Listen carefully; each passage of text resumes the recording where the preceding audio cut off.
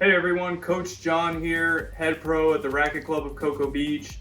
I've got a great topic today talking about approach shots in doubles. Definitely one of those more important situations. It should not be one of those situations that you just hit and go and figure it out. So we're going to cover the different types of approach shots that you can hit in doubles, as well as the different locations that can help benefit your play. So hang in there, we got some information coming your way. Let's get started. Okay, so we're here talking about the different types of approach shots that happen in doubles. First off, the most common is that cross-court approach. And what I mean by cross-court is you're hitting to the baseliner that's back and taking that approach shot there.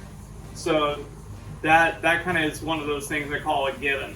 So now you're talking, the other one is the down the line, okay, or at that net player when you're approaching, okay. Those can be a little risky, and we're going to go in a little later and tell you why. So we're also now talking about the lob approach. That means you hitting the lob as an approach shot up over that net player, creating some switching and some different situations. Also, the out of the air approach. So we're talking about maybe you've got a player that hits a lot of lobs, and we're moving forward to take that ball out of the air and come in behind it to really get them out of their rhythm and change the dynamic of the point. The next one is the chip and charge, okay, of that nice slice and moving forward behind it to come in, again, changing the dynamic of the point and really looking at, can I get somebody uncomfortable? The last one is the drop shot, and this one I feel is should be put with a star next to it, because it's in the doubles formation. It's very hard to disguise that the drop shot is coming.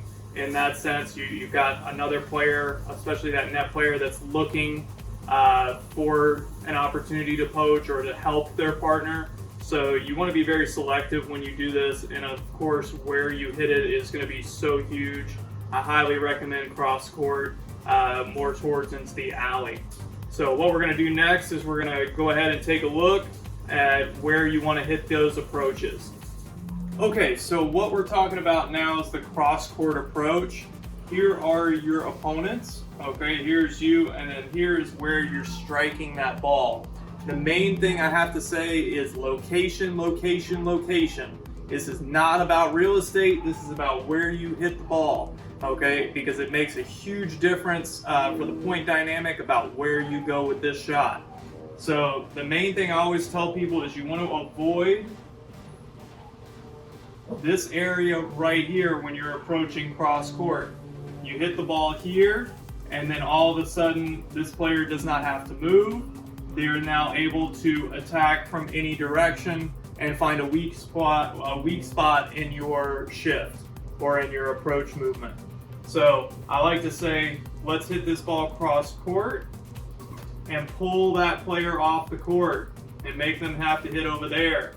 My partner then adjusts a little bit over, and I'm coming in behind it, and then now the ball comes, boom, point over. So that's a great opportunity to finish there.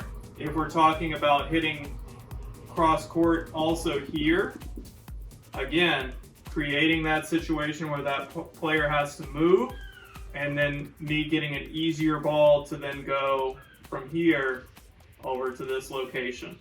So you can see how you can start some different situations in working that point. Also, don't forget about this area over here. When you hit that cross court, it's very nice. It, again, creates a lot of separation.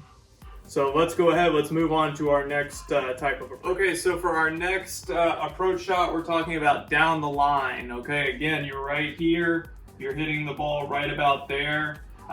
This is what I call one of those situations that it's a read. You can't just decide, okay, I'm just going to pull the trigger and go down the line, because as you can see, there's a net player here. So if you're listening to the last segment where we're talking about those cross courts, this player should be trying to maybe stop some of these balls that are coming here throughout the point, which then now opens up this down the line. Because when you're hitting this down the line, you're really targeting somewhere down there or even over here in the alley. And it's a very difficult shot because this is the higher part of the net.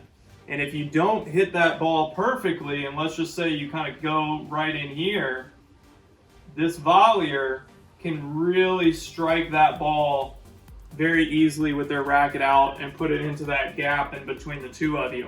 So make sure that you want to pay attention to where this player is before you strike that ball, so that then that way you're not going to burn yourself by hitting that ball down the line. So pay attention to that. All right, moving on to our next shot. Okay, so now we're talking about the LOB approach. Okay, and this is what I call one of those specialty shots that you're definitely going to need some work on. And also, it's really important to understand where your opponent is standing, whether it be throughout the match or throughout some similar points of what's going on, because your main focus here is this net player and what they're doing. As you can see here, they're inside the service box, okay? This is me right here striking the ball.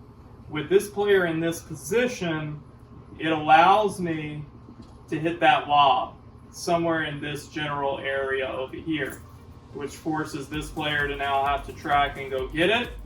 And then this player switches, and then all of a sudden now I'm looking at either as my partner moving forward a little bit to take a volley, or myself right up in here going to take an overhead or a volley. Now the main thing again you want to take a look at is if my opponent here is more here, or even a little bit further back, now this level of difficulty to hit that shot is a lot harder. There's a lot less room for error. So you want to make sure that you're paying attention to that, because if you don't hit this volley perfectly, you just got an overhead as you're pushing forward right at yourself. And that's not a situation that we want to be in. So make sure you're paying attention to those little things like that. And remember, you have a partner. Your partner can help you find out where they are throughout these points as you have good communication. So hang in there, we're moving on to the next. Okay, so now we're talking about the out of the air approach shot. And this right here is a very popular shot in ladies doubles, league play, as well as any other advanced doubles. Is what you're trying to do, and the purpose of this is to eliminate this player over here from just hitting lobs back to the baseline and trying to rally to death, and really get you out of that position to really attack. So your goal here is to not necessarily hit a clean winner or to hit a really beautiful shot. It's really to hit this to a nice location that changes it up and forces this player to do something different, because if they are one of those lobbing players, they really enjoy doing this. So you want to make sure you're trying to get them out of their comfort zone. So here you are moving forward, that lob came up, okay? I like to say you have a couple different options here. You can take this ball down the middle to create those situations. A little more difficult, you can hit that ball a little shorter right in there. Okay, again, this is that area right in here that you want to stay away from, okay, because then you're basically serving yourself up on a platter, especially for those lobbing players. You hit the ball here and you come in behind it, your partner just got lobbed. So now that becomes a very big situation that you want to avoid. So keep your eyes out for that. Again, I usually try to take this as a change of pace, not trying to do it every single time, because you're trying to keep that player off balance. So moving on to the next. Okay, so another topic is the chip and charge. So what you're looking at here, again, you've got that shorter ball. Okay, the primary goal of this chip and charge is to keep the ball low and force your opponent to hit up to you. So with you both being at the net, this is obviously something that it would benefit you. So when you're hitting this chip, you're looking at trying to force that player to move, again, out of that zone right in here that you do not want. So pulling that chip somewhere around there or down here, All those situations are nice, and then maybe even floating one deeper back in there are some options here, so that then it gives you time to get in behind it. The chip in general is going to give you that extra time to get in because it's not traveling as fast. It floats a little bit more, but that spin is what you're really looking for to keep that ball down and out of that player's strike zone, especially somebody with a severe Western grip. That is something you're really trying to look at, keeping that ball low and making them hit that shot. You can get a lot of easy points out of that. I will say, when you chip and charge in this doubles scenario, if you decide to go down the line, it better be screaming open. And what I mean by that is that player better be somewhere over there, because if you go here with it being more of a floating shot, it's very easy for this player to move forward and attack that ball. So keep that in mind when you're going forward. So moving on to our last topic. Okay, so the last approach is the drop shot. Okay, and again, one of those ones that you want to make sure that you're aware of your opponent's court positioning. I always like to use this drop shot as a change of pace again, the element of surprise, and that way you're not getting, read too easily. Because what's going to happen is you want to make sure that those players, as you can see, are a little bit further back. Okay, they're not up inside the service box or inside the baseline, because that just means your drop shot has to be that much better. So when we're here, I would say somewhere around in here is an A+ drop shot. Okay, right in there. Okay, it's going to cause this player to have to really move and really have to hustle. I then usually instruct my partner to shift over just a little bit, so then that way, if they do get their racket on it, usually the easiest shot when you're stretched out and running forward is to push it straight ahead of you.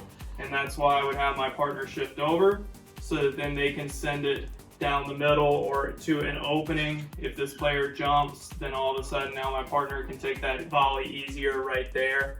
So I like to use this as a setup, because it can work twofold. So not only hitting this ball short when this player's back, it forces them the next time to maybe start up a little bit more.